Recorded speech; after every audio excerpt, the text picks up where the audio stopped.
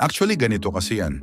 Nung tinulungan ni Corina itong si Marlo, halos ilang taon na ang nakakaraan eh. Talagang masasabi nating total transformation ang nangyari kay Marlo noon.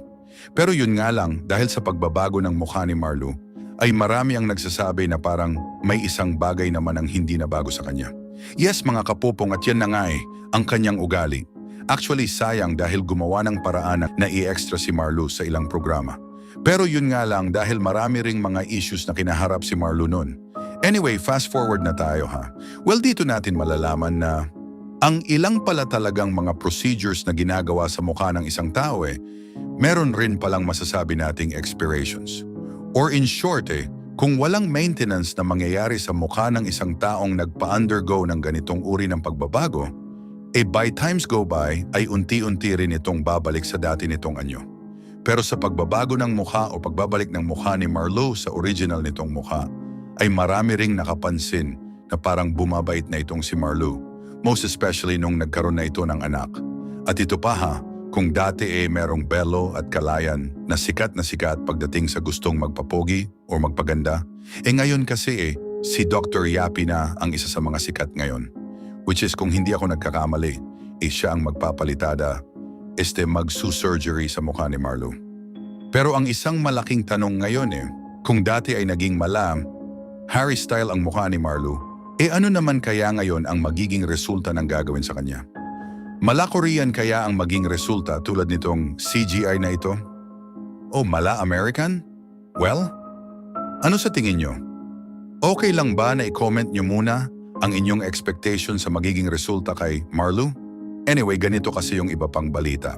Isang batikang mamamahayag ang muling nagpabalik tanaw sa kwento ni Marlo na dati nakilala bilang Sander.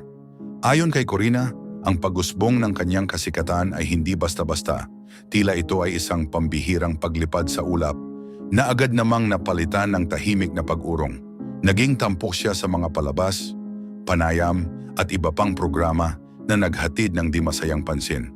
Ngunit, gaya ng isang naglalakbay na bituin, ang kanyang sinag ay tila nawalan ng liwanag ng hindi inaasahan. Mula sa tindi ng pagkikilala, unti-unti siyang lumihis sa mga mata ng madla hanggang sa tuluyang humupa ang ingay.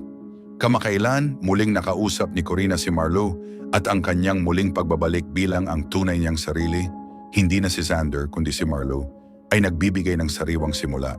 Inilahad ni Marlo ang kanyang hinaing at ang mga hamon na kanyang hinarap noong panahong kilala siya bilang Sander. Ibinahagi rin niya ang mga pagsubok at personal na laban na nooy nakatago sa likod ng matitingkad na ilaw ng kasikatan. Hindi lang ito isang simpleng paglalahad ng nakaraan. Para kay Corina, mahalaga ring ipakita ang buong pagkatao sa likod ng isang katauhan. Ang pagbabalik ni Marlo ay tila paalala na ang tunay na lakas ay minsang matatagpuan sa tahimik na pagtanggap sa sarili. Sa pamamagitan ng pagbabahagi ni Corina, nabubuksan ang pag-unawa ng publiko, hindi ang glitz o pansamantalang papuri ang sukatan ng kahalagahan, kundi ang paglalakbay na puno ng katatagan at pagwawakas ng isang kabanata. Ang muling paglitaw ni Marlo ay hindi lamang pagtatapos ng isang yugto, kundi hakbang tungo sa pagyakap sa sarili. Sinasabi lamang po dito, kilalan niya yung nagsipirma sa isang dokumento. Na ang dokumento ay naglalaman ng 32 pages. This is not the verification required under the rules of impeachment by the House of Representatives. Ang totoo po, kung balikan po natin ang Section 14, nandyan po sa slide. Isinulat na po sa tuntunin kung ano po ang dapat kopyahin nila para Isinulat na po sa tuntunin kung ano po ang dapat kopyahin nila para magkaroon ng tunay na verification. Hindi pa po nila kinopya. Mr. President, ito po yung contents ng verification na dapat sana yun ang nilagay nila sa complaint.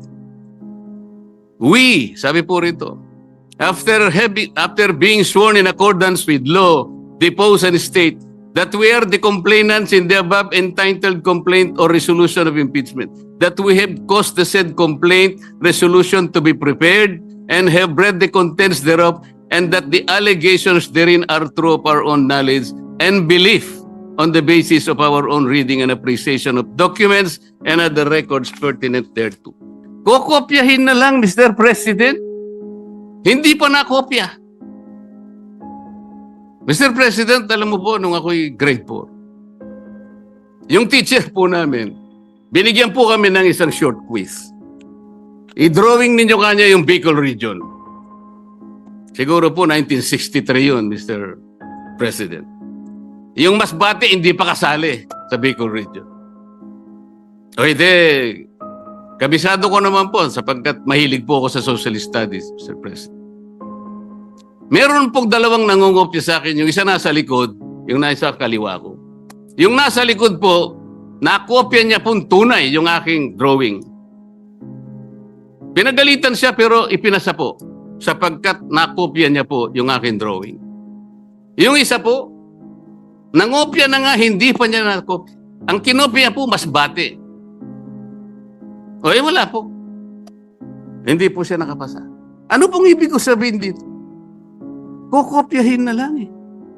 Alam po ninyo sa mga litigation lawyers, practicing lawyers worth their salt. Wala ka lang certification of non-forum shopping, i-dismiss ka ng Supreme Court. Paliwanag po yun. Hindi subscribe yung complaint mo, dismiss ka kagad. Mahigpit po ngayon eh. Ito po, this is an impeachment complaint. You are removing the second highest official of government. Yun lamang pong verification. Sablay na po. Ano pong nakalagay dito? Section 3, paragraph 3. An impeachment complaint required to be verified which contains a verification based on information and belief or upon knowledge or information and belief or lacks proper verification, katulad po nito ngayon, shall be treated as an unsigned impeachment complaint. So pwede pong tratuhin pala ngayon sapagkat wala pong verification. It may be treated as unsigned impeachment complaint. Paano ba yun? Pagkatapos magsasalita po ang napakarami. Alam po ninyo kung, Sir President, kumbaga po sa nagluto ng sinaing, pasensya na po kayo kung kinakailangan ako po'y gagawa ng pagkahalin tulad, ano. Ang impeachment complaint po ay parang sinaing na niluto ng House of Representatives. Hilaw po eh. Hilaw na hilaw. Ano po yung hilaw sa Bicolano, Mr. President? Hilaw din po yata. Sa Bisaya, hilaw din po. Sa Kapampangan, magadto, Mr. President. Sa Waray po, matagudtod. Sa Ilonggo po, lagdos. Sa Ilocano, marakusol. Sana po tama ang aking pagkaka-pronounce. Ang dami pong nagsasalita, Mr. President. Doon lang po sa House of Representatives, isa pong bagong pasok doon. Ngunit patagal na pong nagserbisyo sa ating bansa. Naging senadora, naging Secretary of Justice, naging chairman ng Human Rights Commission. Alam po ba kung ano sinabi niya sa isang panayam? Ito po, nakuha ko.